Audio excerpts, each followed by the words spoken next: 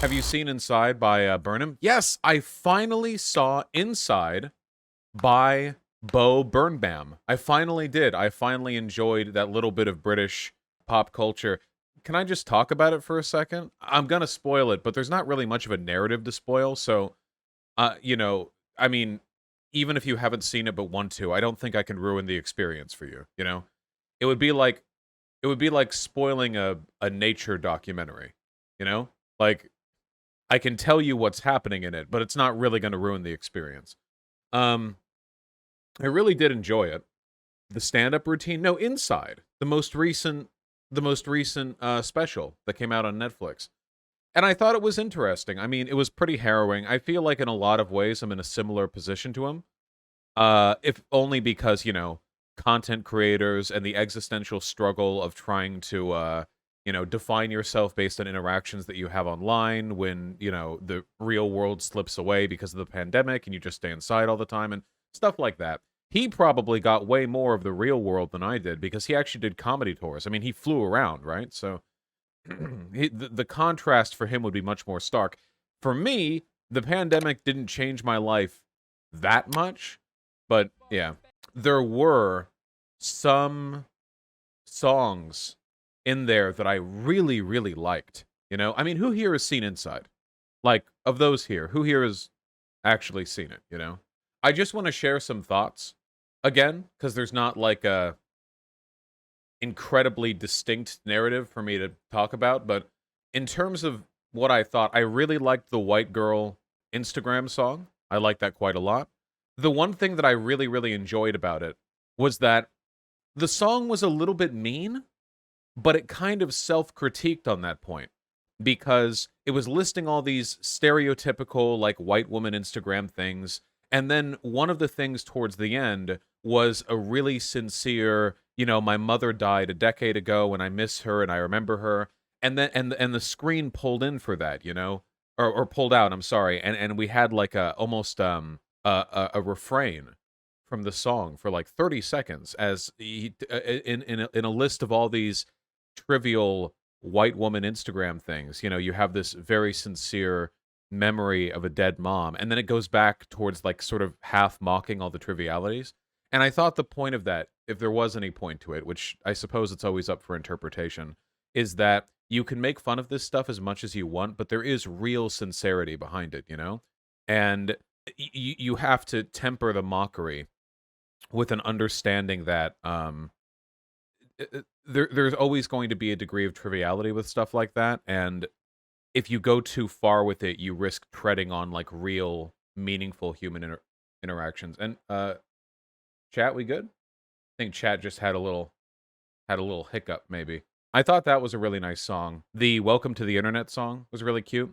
I'm super burned out on songs that are about how wacky the internet is, because it feels like that's been done so many times. Uh, Songs about how the internet's super wacky and you can find anything here and it takes your attention and pulls it in 1,000 directions. I feel like I've seen a million little internet skits on it, but I enjoyed the "Welcome to the Internet" song. I thought it was cute. It didn't feel overdone to me. Obviously, the production value on all this was pretty great, considering it was being done, planned, and managed by one dude on the fly. I think somebody helped out with the sound who wasn't Bo Burnham, so the sound mixing was not entirely a product of his own design. But yeah, it looks like the chat's being a little bit, what would you call it? Fucky wucky. I'll just turn it off then. Perfect. Now you can look at me, the best part. So that was fine. I enjoyed that quite a lot. I did like his little the bit with the suicidality, where because he's constantly talking about or alluding to his suicidal tendencies, which if you go online and talk with anyone, like this is fairly common to see. And he does a little PSA bit, like don't kill yourself, but then midway through the PSA it cuts to the perspective of him watching himself. Like he's a depressive person watching himself try to deter him from being suicidal, and it comes off so utterly insincere. And I thought that was really funny because at the end of the day, oftentimes if you're feeling really, really down, the comfort of people who don't really know about your personal situation can be super, super patronizing. I'm looking at YouTube chat now. You guys can't see it, but I can. YouTube chat, you know what I mean, right? Like, if you're feeling super down, man, sometimes people will try to comfort you, and the way in which they do it is just so alienating. And I think he really touched on that there with the bit like, "Don't kill yourself. Somebody loves you." Well, maybe, I don't know. And don't, because I know people who killed themselves, and that really sucks. Like, it's the very self-centered, and that's often how it comes off, you know? It's I mean, it's I mean, comforting a person or convincing them not to kill themselves is always going to be like, that is a uphill battle rhetorically. But I did appreciate the fact that Bo Burnham was willing to simultaneously be honest about his own his own state of wellness or lack thereof, and to also be, sort of critical of the ways in which people superficially respond to it. Bo Burnham has been very publicly depressed for a while, and I imagine that it's infuriating for him to see his fans like come out with these platitudes to assist him. You know what I mean? Now, you guys remember the "This Is How the World Works" song? You remember this, right? This is the one that went viral on Twitter. It's that little bit where he's talking to the sock puppet, you know? And he's talking about how the world works, and the sock puppet is being capital W woke, and it's the little back and forth. I thought that bit was really interesting, because at many points during Bo Burnham's bit, not just in that segment, but the whole thing, he pointed out that what he's doing, his social commentary, is always going to be a little bit self-serving and narcissistic, but he wants to do it anyway. Remember, he was like, "What can I do? Should I give my money away? No, This is what the world needs, another white guy with jokes," like that kind of thing. If your house is on fire, don't worry, call me and I'll tell you a joke, that thing, Which is funny, because I feel like, I resonate with that a little bit. We all make comments about how, like, white people say enough, blah, blah, and I'm white. And I disagree with the broader sentiment. I don't think that, like, because you're white or privileged, that your voice is inherently less worthwhile when it comes to issues of social justice. But as a broader pattern, it is definitely, something something worth commenting on. But when you get to that bit with Socko and what have you, I feel like the sock was half satirical, A lot of people didn't seem to get that, but I definitely read that into the way it was written. Because on one hand, I agree with a lot of what Socko said. The world being a system built on exploitation and the seizure of the means of production, which allows for the manipulation of the proletariat. Like, that's, obviously I agree with the broader statements. But then when Bo Burnham was like, "So what can I do to help?" And the way Socko flipped out on him, why do you people always make this about some element of personal moral self-worth or something like that? Which is exactly the kind of preachy, gatekeepy type of behavior that keeps people out of social justice causes, which I thought was kind of funny. And I see that shit a lot online. We all know the worst way to be an advocate for a position is to do this, like, Google activism. Don't ask me for my opinion. You can Google it. Like, horrible way of getting people onto your ideas. Just a terrible way of convincing people onto your side. It is so off-putting. And by the way, if you ask people to, like, Google the answers to a contentious social issue, do you think they're guaranteed to get a leftist answer at the top of the responses? Like, for example, don't ask me about trans issues. Do you know how exhausting it is to constantly have to repeat these answers? Go look it up. Google is a thing. And then they'll Google it. And yeah, what was that tweet? It's like, "Hello, my name's Dennis Prager." it's like, no! Google isn't your ally. It shows everything. Why would you defer to that as a source of activism? That's not always going to help you. Maybe if people are being obnoxious with baseline definitions, you can pull that out in them. But about broader social issues, no!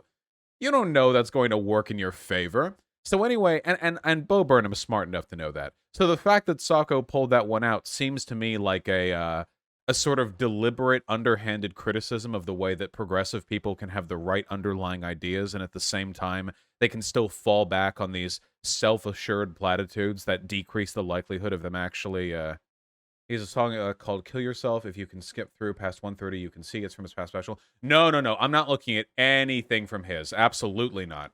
Oh, the last stream got like 2 copyright claims. We're not, no, no, no. We're not trying any of that. That's all right.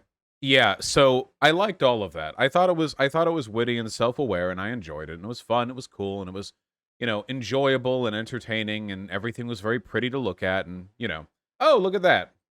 Just a moment. Like a phoenix from the ashes, the sight returns. Thank you.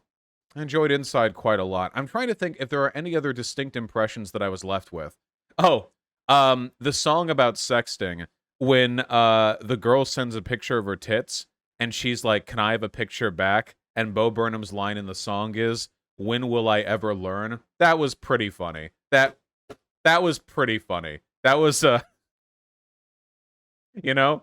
Oh god. That's so if you've ever been a guy sexting or sexted a guy, then you know. If at any point you've ever done if you've been or in the relation of a guy, yeah, Jesus fucking Christ, I guess I never learned. Yeah, yeah, exactly. It's like so relatable.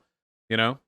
Bo Burnham has said before he shouldn't comment on politics, and I feel like Sacco was another commentary on that. More of the personal alienation of internet activism than commenting on the real social issues at hand. Yeah, possibly. Though keep in mind, there is no group of people more online than the type of online leftist who will screech about like how the world is fucked and how we need change and how we need a revolution.